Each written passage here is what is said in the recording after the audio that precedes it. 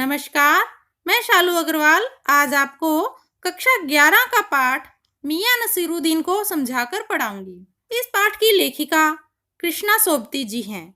मियां नसीरुद्दीन एक शब्द चित्र है जो कि कृष्णा सोबती जी की हम हशमत नामक संग्रह से लिया गया है।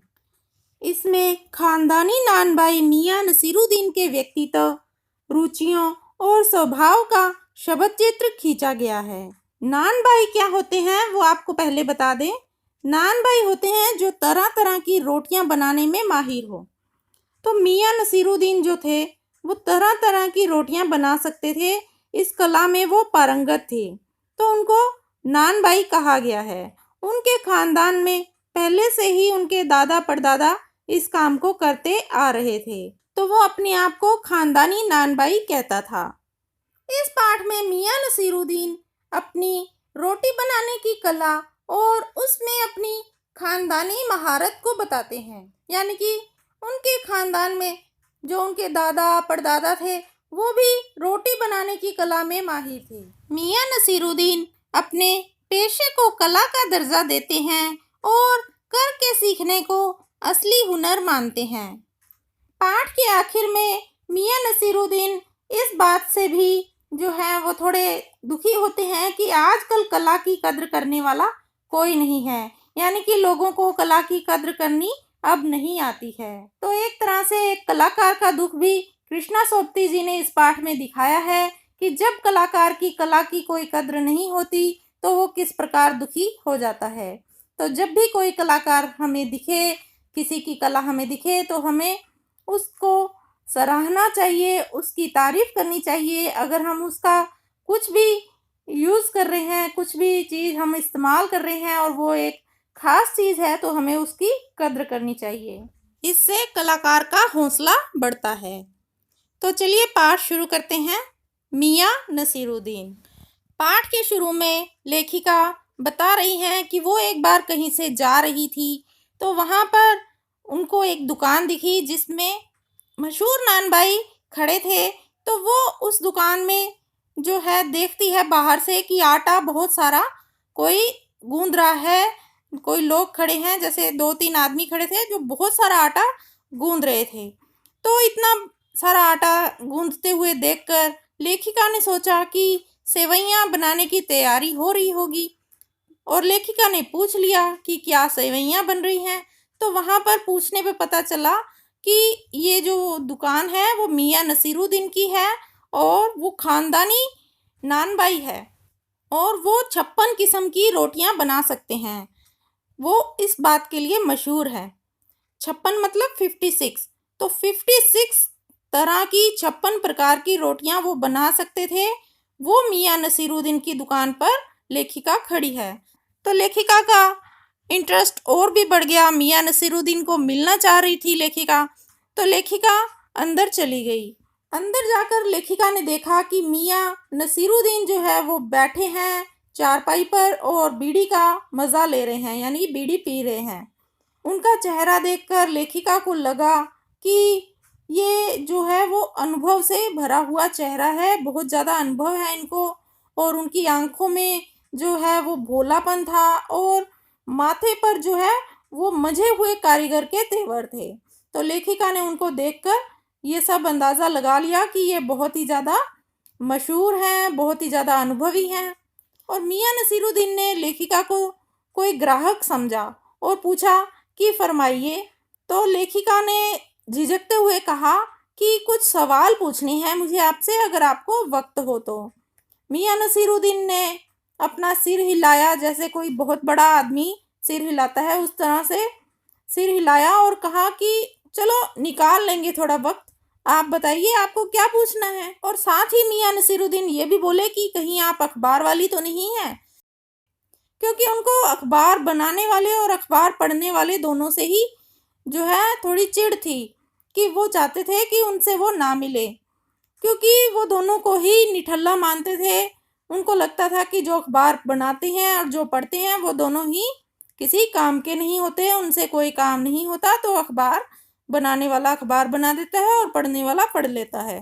तो लेखिका ने बता दिया होगा कि वो अखबार वाली नहीं है। फिर मियां नसीरुद्दीन बोले कि हाँ, आप पूछिए क्या पूछना चाहते हैं।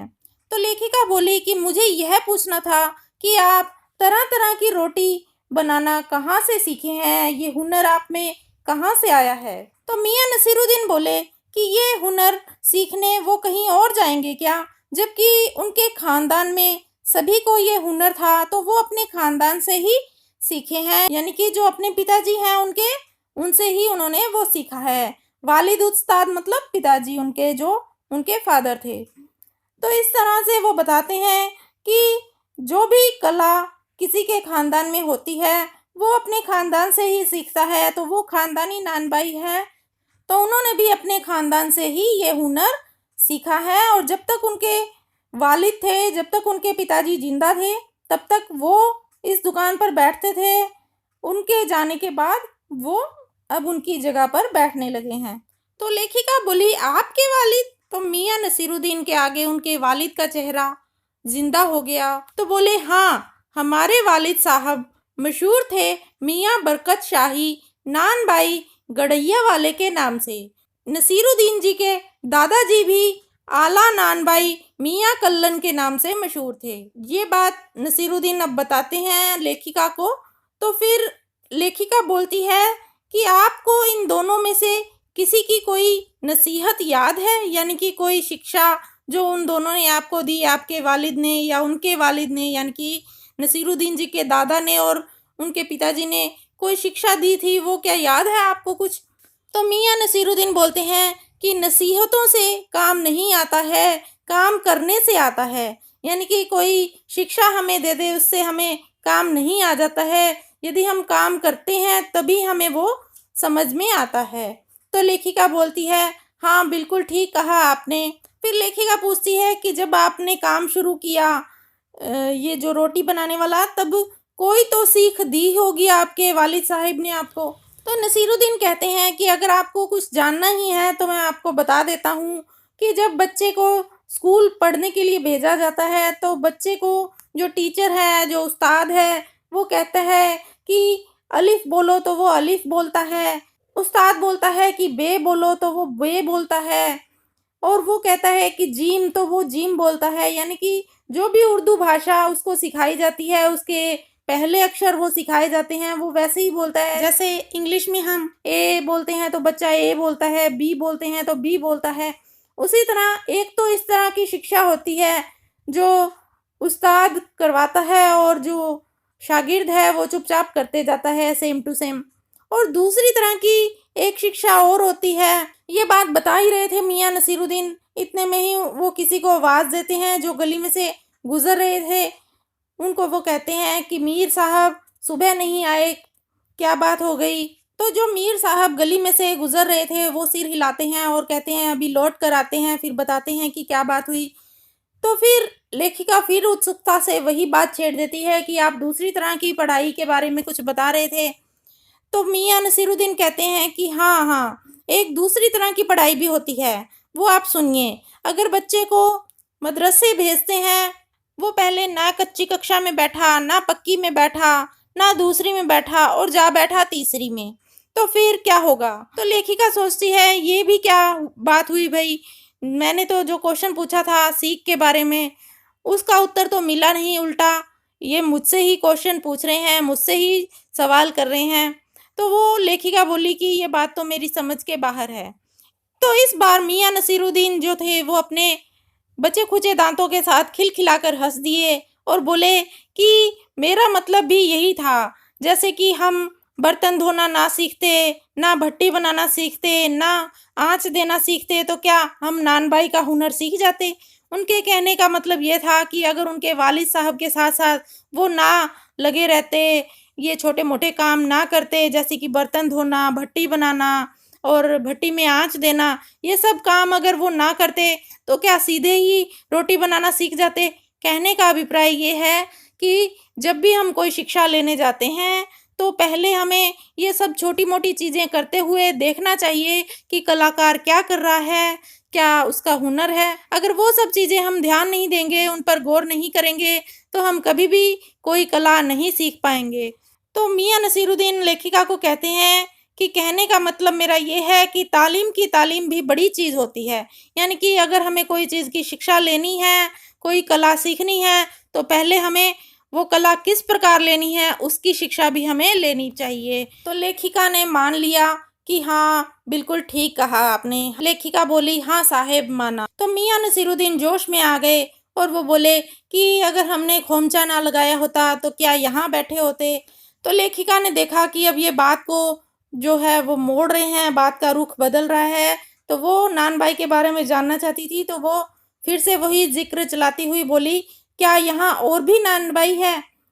तो जो मियाँ नसीरुद्दीन थे वो बोले कि बहुत सारे हैं यहाँ पर खानदानी कोई भी नहीं है। यानी कि वो खुद ही खानदानी नानबाई है और कोई भी खानदानी नानबाई नहीं है। फिर वो कहने लगे कि मुझे एक बात याद आ गई है कि एक बार हमारे बुजुर्गों से बादशाह सलामत ने यूं कहा कि मियाँ नानबाई कोई नई चीज़ खिला सकते हो। तो उनके बुजुर्गों ने कहा कि हाँ, हुक्म कीजिए जहाँपनाह। तो बादशाह सलामत ने फरमाया कि ऐसी चीज़ बनाकर खिलाओ जो आग से ना पके और ना ही पानी से बने। तो लेखिका ने बड़े हैरान होकर पूछा, क्या फिर आपके बुजुर्गों से वो चीज़ बन गई। तो मियाँ नसीरुद्दीन बोले, हाँ, क्यों ना बनती। और बादशाह सलामत ने वो खूब खाई और खूब सराही। तो इसके बाद लेखिका ने पूछा कि वो चीज़ क्या थी, वो पकवान क्या था। तो वो बोले कि ये चीज़ मैं आपको नहीं बता सकता, ये चीज़ मैं आपको नहीं बताऊंगा। बस इतना समझ लीजिए कि एक कहावत है ना, खानदानी नानबाई कुएं में भी रोटी पका सकता है। फिर बोला कि कहावत चाहे जब भी गढ़ी गई हो, जब भी बनाई गई हो, ये हमारे बुजुर्गों पर पूरी उतरती है। तो लेखिका ने मज़ा लेने के लिए उनको कहा कि ये कहावत सच्ची भी है या यानी कि झूठ तो नहीं है ये कहावत। तो मियाँ बोले, क्या झूठी है, सच्ची है। आप ही बताइए, रोटी पकाने में झूठ का क्या काम। झूठ से रोटी पकेगी, क्या रोटी पकती देखी है कभी। रोटी जनाब पकती है आँच से, समझे। तो लेखिका बोली, हाँ ठीक है, आपने ठीक कहा।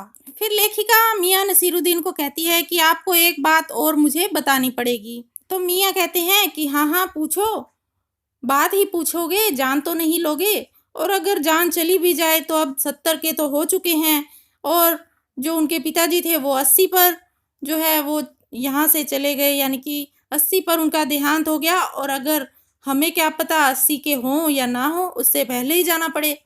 तो आप आराम से अपनी बात पूछिए। तो लेखिका पूछती है कि मुझे ये जानना था आपसे कि आपके बुजुर्गों ने शाही बावर्ची खाने में काम तो किया ही होगा। तो मियाँ नसीरुद्दीन बेरुखी से बोले कि यह बात तो पहले हो चुकी है ना। तो लेखिका बोली, हाँ हो तो चुकी है, पर मुझे ये जानना था कि आपके बुजुर्गों ने दिल्ली के किस बादशाह के यहाँ काम किया। तो वो जो मियाँ थे वो चिढ़ से गए और वो बोले कि क्यों बाल की खाल निकालने पर तुले हैं आप, और कह तो दिया कि बादशाह के यहाँ काम करते थे, सो क्या इतना काफ़ी नहीं है। तो लेखिका बोली, हाँ है तो काफ़ी, पर ज़रा नाम बता देते तो हम उसे वक्त से ज़रा मिला लेते। तो मियाँ नसीरुद्दीन थोड़ा हंसते हुए बोले, वक्त से मिला लेते, पर आप कैसे किसी वक्त को आज के वक्त से मिला सकते हैं। कभी वक्त भी वक्त से मिला है, यानी कि जो पुराना समय है उस समय से आप आज के समय को कैसे मिला सकते हैं। फिर मियाँ नसीरुद्दीन बोले, कौन नहीं जानता उनका नाम, जहाँपनाह बादशाह सलामत ही तो थे। तो लेखिका बोली, कौन से, बहादुर शाह जफर। तो मियाँ खींच कर बोले कि बार बार उलट पुलट कर आप वही बात बोलते हैं, लिख लीजिए, बस यही नाम है। और आपको कौन सा उन बादशाह के नाम कोई चिट्ठी भेजनी है जो डाक खाने वाले को सही नाम पता बताएं। फिर इस बात को टालने के लिए मियाँ नसीरुद्दीन अपने कारीगर से बोले, अरे ओ बब्बन मियाँ, भट्टी सुलगा दो तो काम से निपटे। तो लेखिका बोली, ये बब्बन मियाँ कौन है साहिब। तो मियाँ जो है वो रुखाई से बोले कि अपने कारीगर हैं और कौन होंगे। तो लेखिका के मन में आया कि वो मियाँ नसीरुद्दीन से पूछ ले कि उनके बेटे बेटियां हैं या नहीं, पर लेखिका को लगा कि ये बात जो है वो पूछना सही नहीं होगा, क्योंकि पहले से उनको गुस्सा आया हुआ था और उनके चेहरे को देखकर ऐसे लग रहा था कि ये अब भड़क जाएंगे तब भड़क जाएंगे। तो लेखिका ने ये बात नहीं छेड़ी, बस यही कहा कि ये कारीगर लोग आपकी शागिर्दी करते हैं। तो मियाँ नसीरुद्दीन बोले, खाली शागिर्दी नहीं साहिब, गिन के मजदूरी देता हूँ, 2 रुपए मन आटे की मजदूरी। 4 रुपये मन मैदे की मजूरी। उसने बताया कि ये मेरी खाली शागिर्दी ही नहीं करते, मुझसे शिक्षा ही नहीं लेते, बल्कि मजदूरी भी लेते हैं। इनको मैं 2 रुपये मन आटे की मजदूरी देता हूँ और मैदा जो है वो उसको गूंदने की 4 रुपये मजदूरी देता हूँ। फिर लेखिका बोली कि ज़्यादातर भट्टी पर कौन सी रोटियां पकती हैं। तो मियाँ को अब इस बात में कोई दिलचस्पी नहीं रह गई थी। फिर भी वो लेखिका से छुटकारा पाने के लिए बोले कि बाकर खानी, शीर माल, ताफतान, बेसनी, खमीरी, रुमाली, गांव दीदा, गाजेबान, तुनकी, तो ये सारी रोटियों की अलग अलग किस्में होती हैं जो मियाँ नसीरुद्दीन ने लेखिका को बताई। और फिर बोले कि ये जो तुनकी रोटी की किस्म होती है ये पापड़ से भी ज़्यादा पतली होती है, और कहने लगे कि किसी दिन खिलाएंगे आपको। फिर मियाँ नसीरुद्दीन किसी पुरानी याद को ताज़ा करते हुए लंबी सांस भरते हैं और फिर कहते हैं, उतर गए वो जमाने और गए वो कद्रदान जो पकाने खाने की कद्र करना जानते थे। मियाँ अब क्या रखा है, निकली तंदूर से निगली और हजम। यानी कि वो जमाने चले गए जब लोग किसी की कद्र करते थे, किसी खाना पकाने वाले की कद्र करते थे। और अब क्या रखा है, यानी कि अब के ज़माने में, आजकल के ज़माने में कुछ नहीं रखा। आजकल के लोग तो निकाली तंदूर से निगली और हजम, यानी कि अब मैं जो रोटियां हैं वो तंदूर से निकालता हूँ और लोग जो हैं वो अपने गले से नीचे उतारते हैं और हजम कर लेते हैं। कुछ बोलते नहीं कि वो कैसी बनी है, कितनी उसमें मेहनत लगी है आपकी, कुछ तारीफ नहीं करते, कोई कद्र नहीं करते। तो इस प्रकार एक कलाकार का दुख भी जो है वो लेखिका ने अंतिम पंक्ति में दिखाया है कि किस प्रकार एक कलाकार, खानदानी कलाकार है, उसकी अब कोई कद्र नहीं है। पहले के ज़माने में बादशाह सलामत ने जिसकी तारीफ की थी, जिनके बुज़ुर्गों की, लेकिन अब जो है इनकी कोई, जो आजकल जो कलाकार हैं, चाहे वो रोटी बनाने वाला हो, चाहे वो किसी भी प्रकार का काम करता हो, उसकी कोई कद्र नहीं रह गई है, लोगों को उसकी कोई वैल्यू नहीं रह गई है। तो इस प्रकार लेखिका ने ये जो शब्द चित्र है वो हमारे सामने प्रस्तुत किया है, जिससे एक कलाकार का दुख उभर कर सामने आए है, उसकी कला सामने आई है। तो इसी के साथ ही ये पाठ समाप्त होता है। अगर आपको ये वीडियो अच्छी लगी तो इसे लाइक कीजिए, शेयर कीजिए और मेरे चैनल को सब्सक्राइब करना ना भूलिए, और पास में लगे बेल आइकन को भी दबा दें ताकि मेरी आने वाली सभी वीडियोस की नोटिफिकेशन आपको मिल जाए। धन्यवाद।